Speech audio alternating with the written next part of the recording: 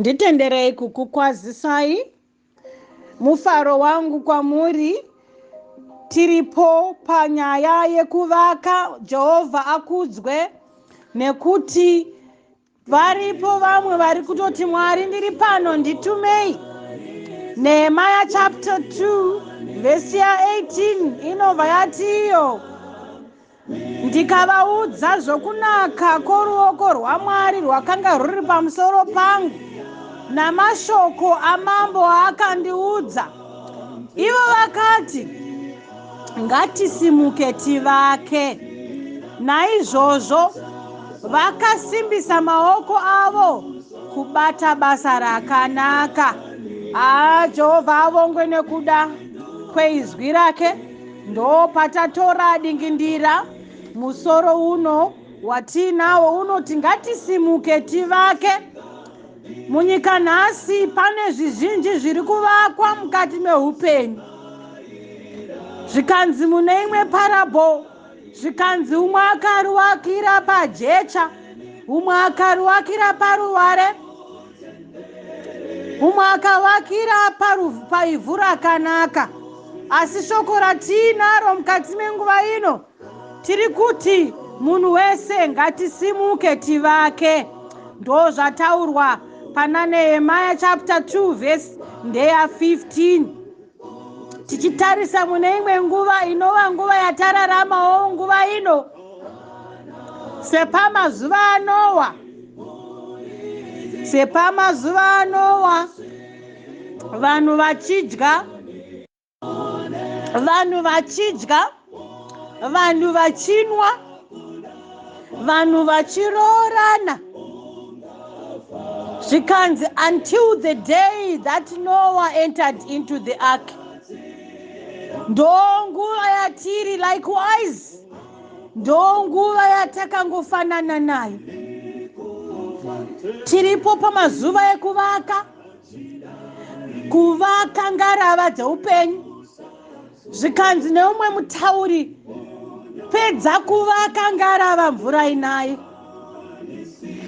Vamwe vedu Jesu uchauya tisina chatakavaka mukati meupenyu. Mumazuva aNoa vanhu vakapedza nguva vachidya, vachinwa, vachiwanana. Ndo kwaive kuvaka kwavo. Noa nemhuri yake vakaungana vachivaka ngarava sezvakanga zvataurwa naMwari. Vamwe vaive busy eating, drinking and marrying. Ndiri kuona kuti yaive futi the buying days. Panenge pachidyiwa, panenge pachitengwa. Nyika nhasi yazara mabuying days. Ndiri kuona zvekare it was bridal days. Zvataurwa nevhesi zvikanzi vakanga vachingoroorana. Hazvina kuipa kuroorana. Asi have we not lost the value and the sacredness of marriage? Zvikanzi yakanga ave mablind days. Because vanhu vakanga vachingoita, vachidya, vachinwa, vachikanganwa kuziva shoko rakanga rataurwa naNoa. Nyaya yandakabata vadikani inyaya yekuvaka. Zvikanzi Nehemiah aona kuti pane zvisina kumira mushe mukati meJerusarema. Ndinofara ini ngatidzidzei zvishoma pamusoro peupenyu nemashandiro anoita Nehemiah muutungamiriri hwake. Chii chatinotanga kuona chinoitwa naNehemiah? Nehemiah anoona dambudziko kuti madziro ashata, madziro aondomoka. And then he makes a plan. Jehovha vataure nesu tisakanganwa muupenyu kuti we need to pray, we need to plan. Zvakawanda zvatinofanira kunamatira. Praying and planning zvichifambirana sema-twins. We need to plan our family life. We need to plan our Christian life. We need to pray and plan for our career life. We need to pray and plan for our school life. We need to pray and plan our social life. Pakuvaka ngatirangarire kutora manotsi pana Nehemiah. before the project yekuvaka, before the project of repairing the ruins, the walls of Jerusalem. Tinoona kuti panova nekunamata kwakasimba. Ndinoona zvekare, he inspects the walls before making a recommendation. Inyaya yakakosha muupenyu nhasi. We need to examine zviri kuitika mukati meupenyu and visit and evaluate zvinhu zvinoda kugadziriswa. Tiri kuti kana pachidiwa family conference ngaiitwe kuti madziro aondomoka agadziriswe. Ndinoona a physical evaluation inoitwa naNehemiah. Verengai pavhesi ya12 kusvika pana 16.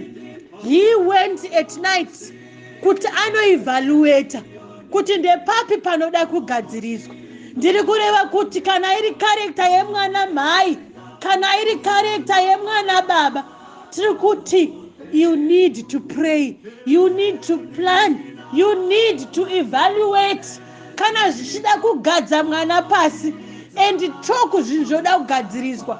Ndo zvatiri kuona pana upenyu hwaNehemiah. Madziro akanga aparara, the walls of Jerusalem had ruined, and tikaona kuti pakaitwa action. Chimwe chatinofanira kudzidza pavhesi ya17, pane encouragement inoitwa naNehemiah. Anopa a report, anodana vakuru, anovaudza, anovapa information, and anovainforma the terrible condition of the walls. Asiye ipapo pakuinforma chete, he gives a recommendation. Tinozviona pavhesi ya17 na18 zvichidzika. Ndiri kuti akapa an encouragement kuti panofanira kuti pavakwe madziro. Ndinofara nokuda kweresponse iripo kuti panototi together let us do the task. Ndiri kuti pane nguva yekuti tisiye zvefault finding, tisiye zvekusekana, nekuti vana Sanballat naTobia havasi kuzorega kuseka. Takazviona munyaya iyoyi. But when Sanballat and Honite and Tobia, the Ammonite official, and Geshem the Arab heard about it, zvikanzi vange vanzwa, Sanballat naTobia vanzwa nyaya iyi, zvikanzi they mocked about it and they ridiculed them. Vakatoti muri kuitei, muri kupedza nguva. Vana vaMwari, inguva yekuti kana waona madziro emuchato ondomoka, inguva yekuti you should sit and evaluate and recommend. Tisarege kunamata masituations akadaro. Remember to properly plan. Sit down before doing anything. Tisakangane kutsamira pana Jesu. We should not lean on our own understanding. Tinozviona pana Proverbs chapter 3 verse 5 to 6. We should put God first kuti zvinhu zvese zvifambe. Tinozviona pana Matthew chapter 6:33. We should nail down our priorities. Toisa priority yaMwari kutanga. Prioritize what God prefers for you. Zvikanzi only 52 days ndo dzavakangotora kugadzirisa madziro. Ngatisimukei tivake. Madziro anomborepresenta iko mukati mechitendero. Madziro anorepresenta the strength. Madziro anorepresenta the safeness. Madziro anorepresenta the serenity. Inguva yekuti we should consider these things mukati mekuvaka. Tarisa condition yesituation. Tarisa with the eye with concern. Yes, tinoigona kuita setapererwa and we look devastated. We might look destroyed. We might look destroyed. But inguva yekuti tisimuke tivake pamwe chete. There is power in unity. Chinongodiwa ndechekuti we should gather together. Tokwanisa kuita the wall of cooperation. Rusvingo rwekubatana. Kana umwe afirwa ngatibatanei. The wall of courage. Pari kutsvagwa ushingi pakunamata. Ngatitsvage the wall of confidence kuti pane zvinoda kugadziriswa hapasi kutsvaka mbwene, pari kutsvaka vanokwanisa kumira neruvimbo. We should look for the wall of compliance. Pari kutsvakwa a wall of compassion zvekare, kuti zvinhu zvichinjwe kwane zvazvazviri. Zvikanzi madziro akanga aparara, madziro akanga aruiniwa. Nehemaya haana kuziva zvakadaro. Vazhinji vedu nhasi, we might see madziro akaondomoka and we might just walk away. Tinorangarira nyaya yeThe Good Samaritan. Zvikanzi the Levite akapfuura.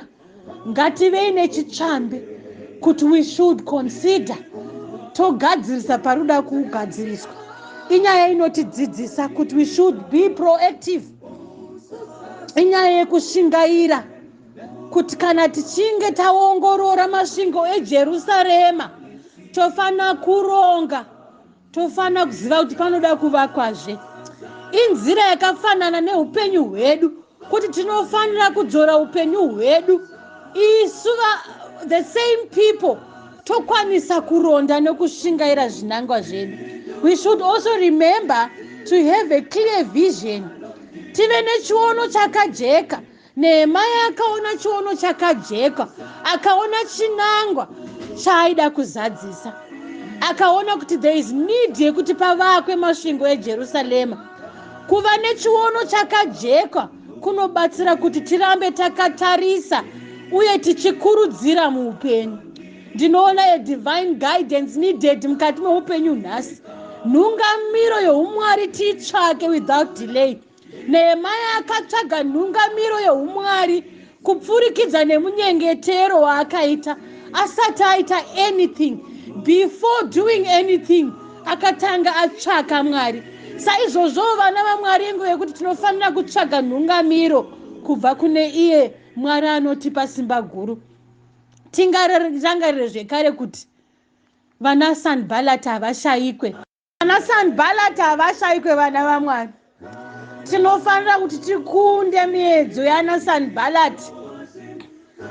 Nehemaya akatoshorwa, akasekwa, asi akatsungirira, akaramba akatsunga. Upenyu hauchatsvaki mbwende. Upenyu haudi vanhu vanokasira kukanda mapfumo pasi. Zvakakosha kuti tirambe takasimba, nekuti kana tichinge tazvisa muoko aMwari, ndiye the alpha, ndiye the omega in our lives. Nehemaya akagadzira urongwa hwakadzama, akaronga nevanhu kuti zvibudirire. Ndiri kuti saPauro mune imwe nguva anoti ini ndinodyara, anodiridza ndiApolosi, anomeresa ndiMwari. Nyaya yeushumiri in our ministries, ngatirangarire the unity. We should remember to work together. Nehemaya akaona kuti basa iri haarigona ari ega, akakwanisa kuronga, akaona kuti it needs vamwe vanhu. Ngatishandisei masimba evamwe vanhu. Nehemaya akaziva kushandisa unyanzvi nekusimba kwevamwe vanhu vakasiyana siyana pamwe chete kuti chinangwa chibudirire. Saizvozvo vana vaMwari, ngatidzidze kushanda pamwe chete. Toziva kuti tikatora muenzaniso pana Nehemaya, tichishingaira, tichitevera pamatsiko aJehovha, tinokwanisa kubudirira. Zvii zvaputsika mukati meupenyu nhasi? Madziro api aputsika mukati meupenyu nhasi? Ngatirambe takatarisa pamatsiko aNehemaya. Nehemaya haana kubvumira kutsautswa kana kuora mwoyo nekuda kwana Sanbalati. Inguva yekuti tishinge mwana waMwari. Matambudziko aripo, zvikanzi kuchema kungavapo, asi mufaro unouya mangwanani. Nehemaya haana kukanda mapfumo pasi. Ngativei vakatsigirwa nomunamato, tinzwisise chakavanzika chekunamata. Vazhinji vedu madziro aondomoka. Our Christian life, our spiritual life, our physical life, our health life yaondomoka. Tikwanise kudzoka pamatsiko aNehemaya, tivake upenyu patsva. Jehovha ataure nesu. Ndinofara ini Nehemaya anosvika pakuzopembera. madziro achinge agadziriswa muupenyu, ngatisakanganwe kutenda Mwari. Nehemia akapemberera kubudirira kwese kwaanga aita paakanga apedza kuvaka masvingo. Chitsvambe mudikani, hama yangu, kuti kana tichinge tagadzirisa zvoda kuvakwa, tisakanganwe kuti Mwari ndiye muiti wazvose, ndiye akatipa maideas, ndiye akatipa njere. Tibvise kuzvitutumadza kana tichinge tagadzirisa our spiritual life, kana tichinge tagadzirisa our health life. Tingwarire tizive kuti kutenda kusina mabasa kwakafa. Nehemia akazviona akati, let us rise up and build. Zvotidzidzisa kuti faith alone is never enough. We need to take action and put our beliefs into practice. Unity and teamwork should be essential tools mukati mekurarama. Kutoti let us rise up and build zviri kutoemphasize working together for a common goal. Dai tainganzwisisa and to recognize how stronger we become when we are united. Zvikanzi nevanotaura chirungu, zvikanzi united we stand, divided we fall. Tinoona an aspect of perseverance in faces of opposition, criticisms dzatinowana muupenyu nhasi. Ngatiregei kubatirira pane izvozvo. Ngatitsungirire tikwanise kutarisa matambudziko tiine the eyes of Jesus. Planning is an essential key, vana vaMwari. Nehemia akatanga examine before anything. Ngatitange itave a careful planning and preparation. Ndinofara ini neutungamiriri hwaNehemia. Haana kungodelegeta akamira nekure. He was actively participating in the building process. Achiratidza his commitment and dedication kune task akanga iripo. Zviri kutipawo chitsvambe vatungamiriri vanhasi kuti kana tichitungamirira, we should go beyond giving orders. It involves actively engaging in work and setting an example of others to follow. Tiri kuti pane zvimwe zvinhu zviri kuda munamato mukoma mainini. We should respond ka nemunamato. Zvakakoshawo kuti we should discern, kuona zvinhu zvaora mukati meupenyu. We should discern and identify the areas muupenyu, those that are spiritually decayed. We should discern some brokenness muupenyu nhasi. Ndiri kuti pane zviri kuda munamato, ngatinamate. Pari kuda munamato neaction, ngatipfuurire mberi. Munamato une simba. Let's actively participate in building God's kingdom. Mwari verugare ave nesu. Tivewo semuimbi ari kutodaidzira kuti ndiri pano nditumei. Zvizhinji zviri kuitika nhasi. There is a lot of spiritual decay. Zviri kutsvaga vana Nehemia vanotora responsibility, voti ndiri pano nditumei. Varipo vakazara unope nhasi, vanogona kuona kuondomoka kwemasvingo vongosiya. Dai tainganzwisa kuti dai taitaura basa iri, taita nemwoyo unoda, taita nemwoyo wekufarira basa, tikasike kupindura kuti Mwari ndiri pano nditumei.